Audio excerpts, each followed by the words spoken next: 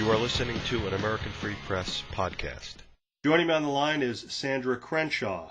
Sandra, thanks for joining us today. Pleasure to be here. Sandra, I saw an article online, predominantly black Dallas group forms to protect Confederate monuments. I want to get into that in great detail in a moment, but before we do, for the benefit of the listeners, could you give them a little bit of background about who you are?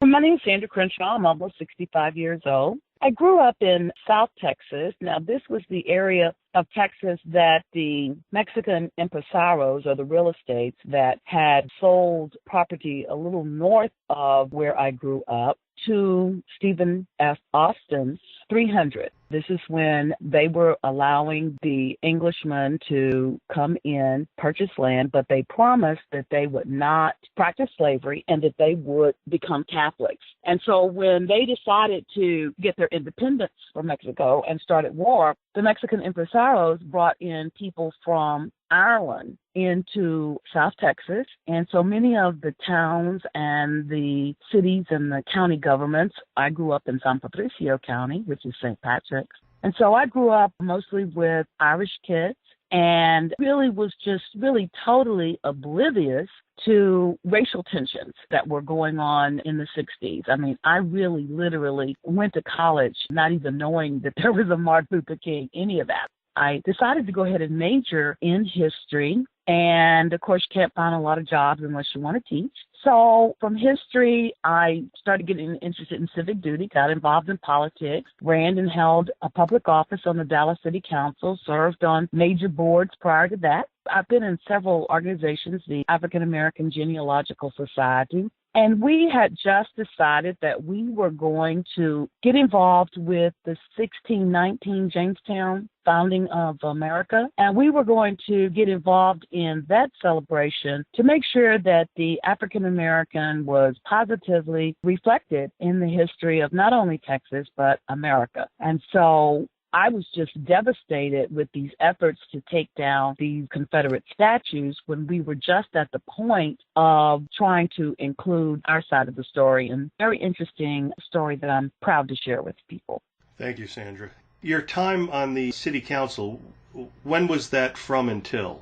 I served on the city council one term, 1993 to 1995. But previously I had served on the park board where I chaired the Recreation and Culture Committee. And this was the second time that there was a request to take down the police statue, which is in a very, very upscale neighborhood. This is where Jerry Jones has a home. The Bushes have lived there. So this is a very, very prestigious neighborhood in Dallas. And so there was a complaint that was filed with the park board, and we dealt with that, and everyone was very surprised that we chose to keep Lee up. And I'd like to explain why to you in the show.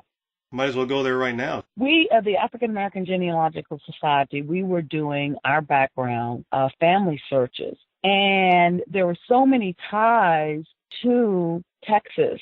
We realized then that Texas was founded and the city of Dallas was founded by Confederates, and shortly after the war, we all had to depend on each other. The Irish people and the other English people that settled this area were not adapted to the heat here, and they couldn't go out and pick cotton. That's where the term rednecks come from. They would wear the long sleeve shirts and the hats, but the back of their necks would still get burned. So therefore, the slave labor became very profitable and very crucial to the economy. So I tell people that where there were Union invasions across the South and the Union came in and burned down the plantation, burned down the shelter, that everybody was eating off of that same hog, and everybody was benefiting off of the cotton that provided for clothes. And so in a war, everyone is impacted equally. There's no discrimination. So when the war was over, then we had to depend on each other to survive. And so for the most part, most of the Texans decided to stay and work at their plantation for room and board.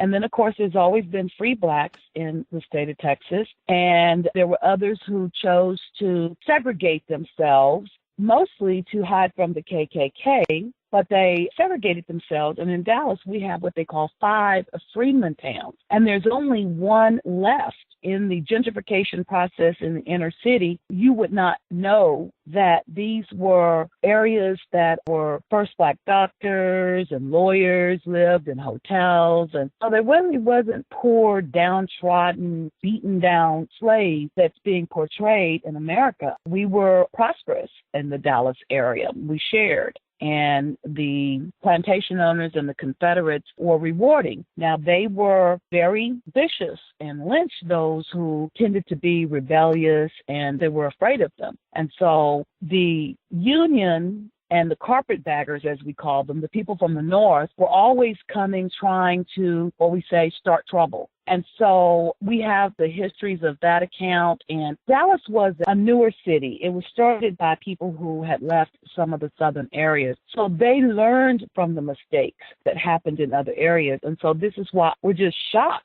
that the conversation and the hatred and the protest rallies that we are seeing here in Dallas, we're just shocked at it. And we keep asking, where is this coming from? Because certainly Dallas is, I guess you would say by choice for the most part, segregated. I live in the southern part of the city because I choose to live here. It's very beautiful. But again, those African Americans that want to live and can afford to live in the North Dallas and want to live next door to Jerry Jones, that opportunity is there for them.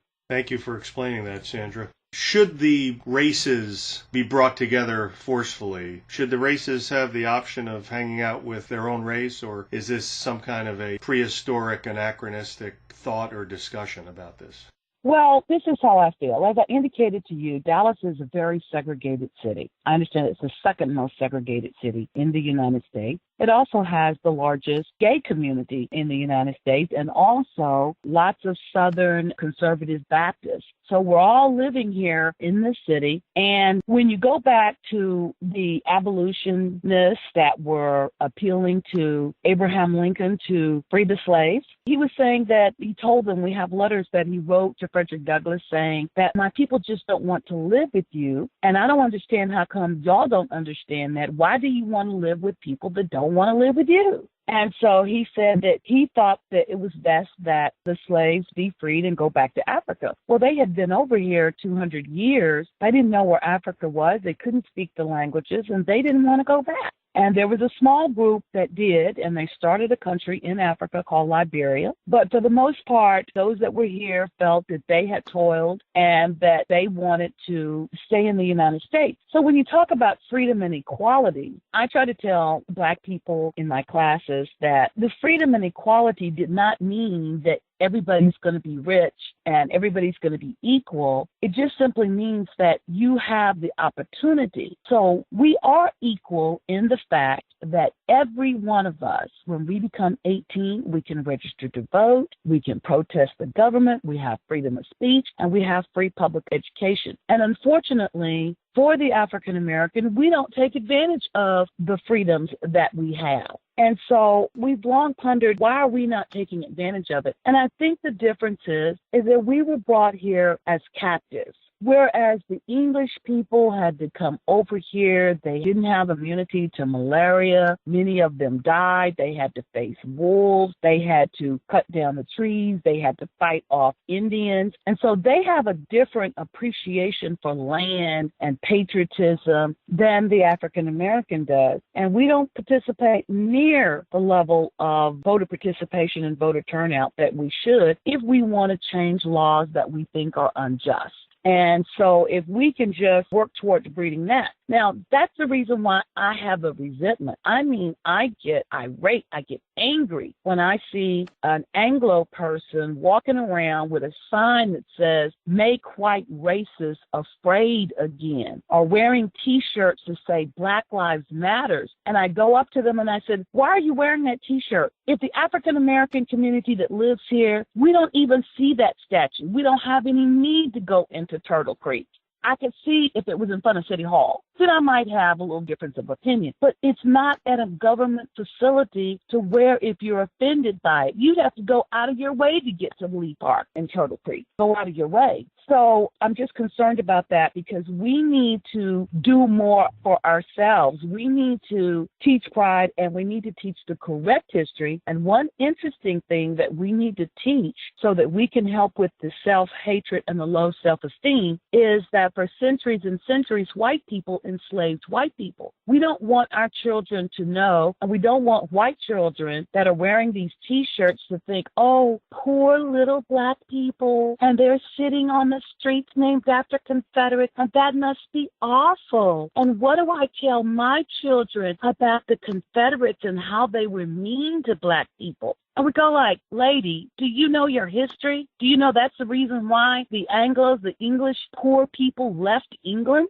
Do you know starting in the 1500s, the elite ruling class in Great Britain began to come up with laws that they use today to keep a poor working class? What do you think unions were formed for? Why do you think that there are more poor white people in the South than there are black people in the South? And these are people that are looking at us, and we have master's degrees and doctor's degrees from Harvard. Our families are federal judges and lawyers for NBC and city attorneys and elected officials. And these white people with black T-shirts are coming up to me, coming, oh, you're poor black children. And I really have to keep them cussing them. Let me show you some poor white people out here. Come on, let me show you poor white people. Why don't you wear a T-shirt that says poor white people count too? Instead of coming over here, it's like a patronizing or, oh, it's just disgusting. It's just really disgusting. And I'm not saying that Dallas is a perfect city. We do have our racist attitudes. We are still trying to overcome, after 50 years, the reputation of being the city of hate. And so people work very, very hard in this city to overcome that reputation, and we are better off as African Americans for that. When I was on the park board and we had a slave cemetery with not markers, we asked for support to build a monument. It's the only one in the country. It's absolutely beautiful. It's maybe blocks away from the Lee statue. We asked for additional recreation centers. We asked to change the names of the recreation centers, which were named after geographical locations after African Americans. So we have federal buildings. You have Earl Cabell that was named after a Confederate general. And right down the street, you have A. Maceo Smith, who was the founder of the Negro Chamber of Commerce, the oldest one in the country. We have an African American museum at the State Fair that rivals any other in this country. We have a beautiful memorial that sits to the left of Lee Confederate statue on the state capitol that is just, it's just beautiful. Also, the first state that made Emancipation Day for the blacks in Texas a state holiday. We have a Martin Luther King statue. We have Rosa Parks statues. We have tributes to Malcolm X. And so I just don't know how you can be a much fairer city. I don't want to take down. I want to build up. That's my problem.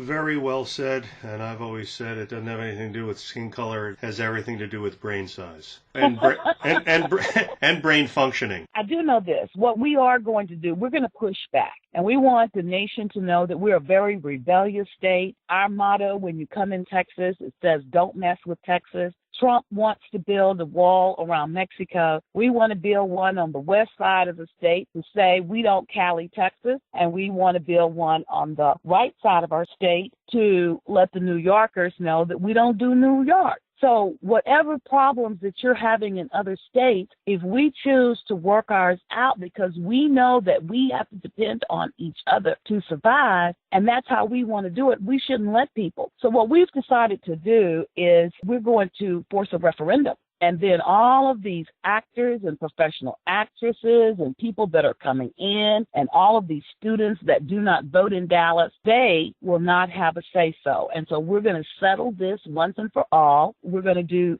national landmarks, try to get state legislation. We're not going to keep fighting this civil war over again every 10 years when someone decides that I don't like this and I don't like that and they don't even live in our city, do not have one relative. I mean, I get very emotional. I've just really been sick with some of the thoughts of saying we want to take out the Confederate cemeteries. We want the name taken off of it. And they speak of Confederates as objects, not recognizing that the blood of those Confederates founded this city, worked this land, were fair with the slaves that were not rebellious, and we are better off for it. We have a start. much of the land in Texas that was given to the African Americans now is producing oil. And many of our prestigious, in fact, our first black mayor from Dallas, Ron Kirk, he earned his degree at UT, the school that the Confederates built. And so how can he turn back around with a sheepskin that opens up doors for employment and prestigious positions for him, just saying that he graduated from UT, and then turn back around and want to take down the statues that represent the Confederates that built that school? And some of them said that they went to school on affirmative action there at UT, get a degree, and go on to become mayors and federal judges and lawyers and doctors and things, and then want to take down the Confederate statue. Oh, it's just awful.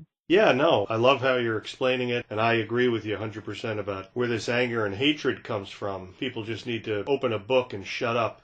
Why don't we get into, you mentioned actors. Can you tell the listeners about what you uncovered during the protests out there? Who'd you see out there protest? Like I told you, in 1992, when I was on the park board, that was only the second time since 1936 that there has been any desire to take down the Confederate statue in Lee Park. And it was the gay community then. And they were very, very angry at the African Americans because they asked to put up an AIDS memorial. And we said, no, this park has a Southern theme. What they did, you know the history about Lee's Plantation? Lee's Plantation was made into Arlington National Cemetery. So the Confederates in Texas that left here going to fight in the Upper South, their bodies never came back. And so when you talk about the people that put their monies together, that put their pensions together, and by the way, there were African Americans that fought in the Confederate, unbelieving to others what they want to hear this story about. No, they didn't want to know. They fought, but they didn't have guns. They didn't have guns unless they were invaded. And of course, there were very few invasions here in the state of Texas. But they put their pensions together, and they couldn't afford markers for everybody else. And so they built this one statue of Lee as a memorial to the 480,000 people in the South that lost their lives, and they didn't get a proper burial. And so when you look at it from that perspective, and for people to define that this is a monument of hate, when this was a memorial to deceased people who fought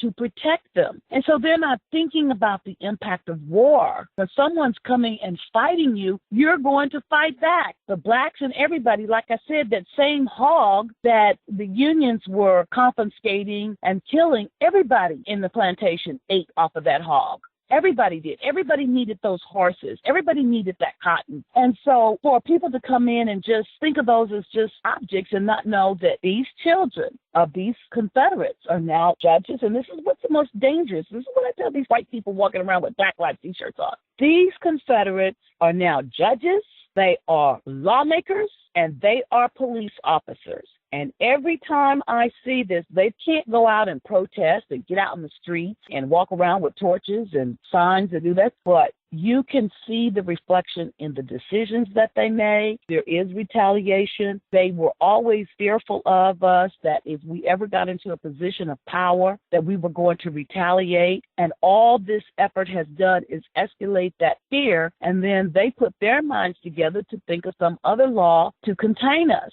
and to put us in prisons. And so that white person wearing that Black Lives t-shirt is not going to get treated in this community, driving down the street in a dark road, not having insurance and driver's license expired. They're going to get treated differently than the white person wearing that t-shirt. And so if we're not wearing them and we're not down there protesting and we're not asking for that statue to be taken down, then we resent other people using us. The African American for years, for more than a century, have been used as a boogeyman.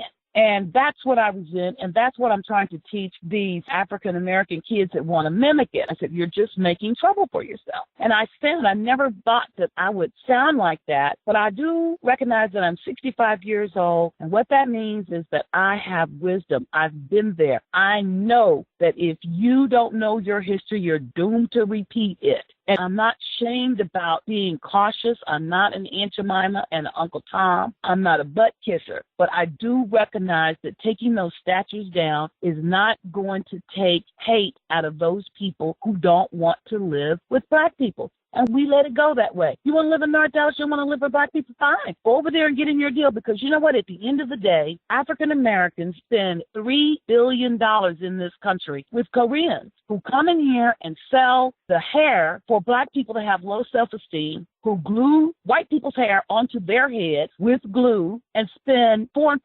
$500 trying to have the silky hair look. And those Koreans at 8 o'clock at night, they are nowhere in the black community. They do not make any contributions. They don't make corporate donations. They go and form their own town, the Korean town. And then they go to Chinatown. And then you have the Hispanics, they have Little Mexico. So we're okay with living in a segregated situation, especially when we know that if we work hard and we get a good job and we want to live in North Dallas, they cannot discriminate against us. We can go out there and live there. We can live next door to Jerry Jones if we can afford the house next door to us. And so that's the beauty of Dallas. I can't tell you what the problem is in these other cities, but that's kind of how we are here. Those people, Sandra, who were there, you were telling me before the interview, you recognize them clearly as actors. Is that correct? Yes. Here's the situation. The city of Dallas has already, in the 1980s, we designated all of these statues as art.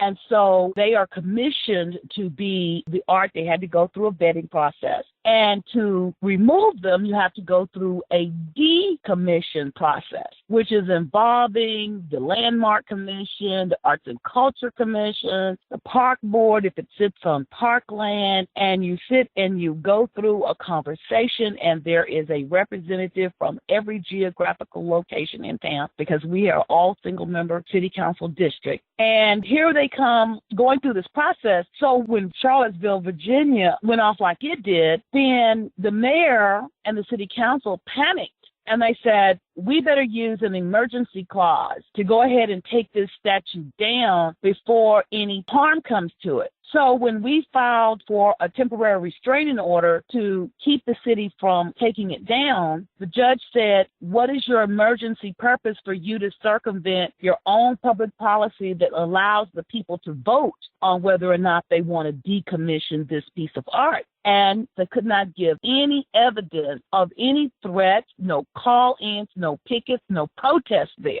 So that's how we got the TRO to stop it. So then the next thing we look up, here are 8 or 9 African Americans, all the TV media is out there, and they've got this rope around Lee's neck trying to pull the statue down. And we go like, oh, so they use professional actors to go back to the courts and say, see, now we have a protest here, because the blacks weren't doing it. They weren't coming over there and protesting. And one of them was an actual teacher at Booker T. Washington School of Art. And by the way, that school is named after Booker T. Washington, and it doesn't sit in the arts district, but the blacks did not want to change that name, and they just didn't change it. And so it's called Booker T. Washington School of Arts. And we've had Erykah Badu that graduated, and lots of noted singers and actresses that graduated. In fact, it's the most integrated magnet school in Dallas, is the Arts and Magnet, and it sits right down the street from Lee's statue.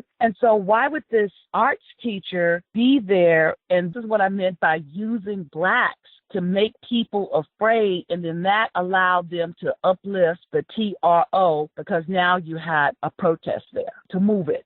The city started looking at other cities that did not take their statues down, like Richmond, Virginia, for example. And when they saw that Richmond makes $1.9 billion a year off of its convention industry to come to the Confederate capital, to go to the, I think it's called Treguard Mill, that's also converted to see the slave walks, to see the Jamestown Trail, to see the mills that made the Salem cigarette. So when you go to Richmond, they're making 1.9, and they are like probably a third the size of Dallas. And so the business community said, that's what we need to do. We need to just build a museum, but we don't want anybody to harm it before we can do that. So that's the direction that we're going to go here to Dallas. There's going to be a Civil War museum built. And what we are still going to be able to do, I hate that we had to go through this drama, but what we are doing is the African-American community is demanding, like I said, to include the African in that narrative, including a narrative on Lee's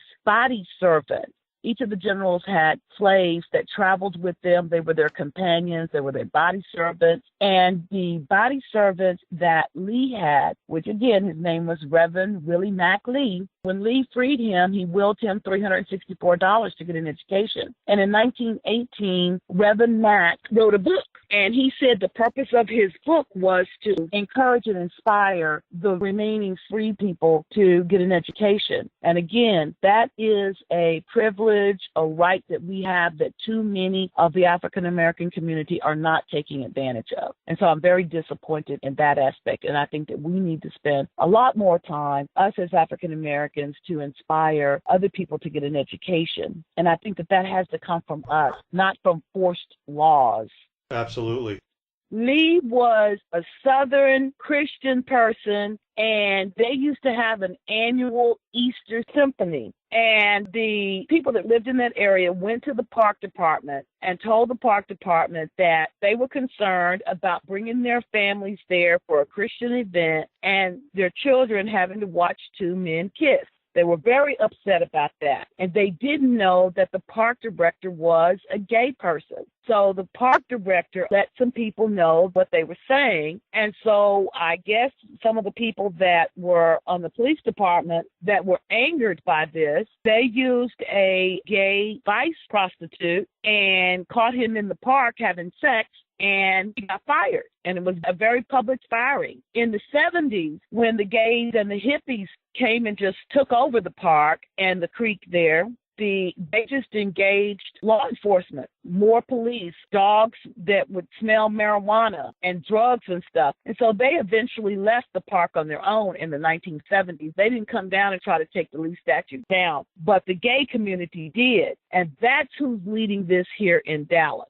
When they took the Lee statue out of the park, the gays and all of these students, it was a victory for them. They saw that as a victory, not knowing that that was just only an emergency clause that allowed them to remove it to protect the value of it. But it's coming back up. You're not going to get people to not memorialize their family members. Like I told them, I said, you'll be kicked out of here before we do. You'll be gone. And I said, you can take Lee out of that park, but you can't take Southern Heritage out of Texas. We're not going to let you do that. You can't take it out. We're not going to quit celebrating Juneteenth. We're not going to quit being Western. Today, like I said, was the opening of the state fair, and all the city employees were allowed to come dressed Western, and everybody had their boots on and cowboy hats on, and our Texas Rangers are still going to have their cowboy hat to their uniform. They're not going to come here. George Soros and these students that come here, they're not going to come and take us. This is a fight that we've got to fight. This is a fight that we have got to win, because what comes next? Do you know the slave masters gave us their names?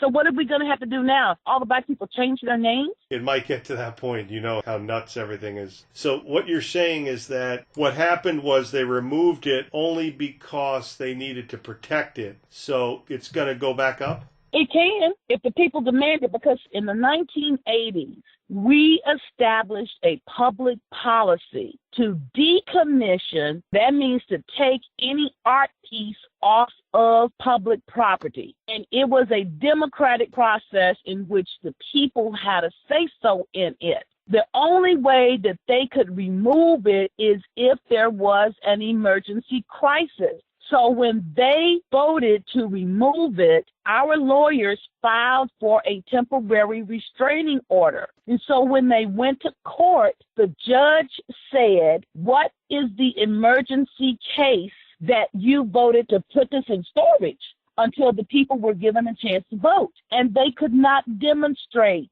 They had no evidence. It was just their fear that something was going to happen to it. So the judge gave them the TRO and told the plaintiffs that until they can come and prove that, they can't move that statue. So then they staged a threat with paid professional African-American actresses and actors. Yes, they staged a protest. And it wasn't a lot of people. I mean, this was only maybe about 10 or 15 people on the statue, but there were thousands of members of the gay community that had all timed this. It was all white people standing around. They had a rope like they were trying to lynch Lee. And it was so very staged. To me, it was frightening for Black people to participate in that and get blamed for that. So we all came out very vocal. Look, we don't care anything about that statue. You know what we care about? We care about eating, fixing our streets, living each day from day to day. Now, if you're going to do something, we told those elected officials, Black representatives over here, so now, come take down these bedsheet hotels. Come take these monuments of property. Pull your pants up. Pull your grades up. Cut these crime statistics down. That's what you need to stay focused on. We see this as some type of diversionary tactic to get everybody off on this. And what are you doing over here? Making laws and doing things that we don't know anything about. And so then they were allowed to take the statue down because now they had evidence that there was a threat. Are you going to fight to get it back up? I'm not going to fight to get it back up. I will if the people in that neighborhood wanted to go back in that spot. Well, that's a 17 acres. It's got a lot of traffic around it and stuff like that. I really would like to see it brought downtown and do a Civil War memorial. Or I would like for it to be taken to one of the freedmen towns where we have 20 acres to be made into a Civil War reenactment where people come and see actors like I've seen done at Monticello and George Washington's plantation where they have programs and stuff like that year round. That's what I would like to see done with the statue. Brought out to 20 acres out here in a rural area. That's what I would like to see. But the art lovers, they want it back in Lee Park. And the council very well could do that because the council has not voted on the final decision on whether or not the statue comes there or comes back. And that vote is not supposed to be until sometime late November. We're doing recalls also of 4 of the council members that we told not to sign that resolution, but they did. And one of them, he's most vulnerable because he lives in a smaller district. And we think that we can demonstrate to them that don't do anything unless you bring it back to the people first. And so we just felt it was the easiest way is to withhold our vote and vote against anything that they take to the people and then collect signatures on November the 7th and force a referendum and say, no, you've lost our trust. You violated our trust with this fake news and this fake deal instead of telling America, don't mess with Texas. We're the rebellious state. We don't do New Yorkers. We don't Cali, Texas, and leave us the hell alone. We were the last state to stop fighting, and this is a war that we're going to win. Sandra Crenshaw. Sandra, I want to thank you so much for the time you spent explaining all this to the listeners. I had a wonderful time listening to you and very refreshing, and I'm looking forward to talking to you again real soon. Okay, my pleasure, my pleasure.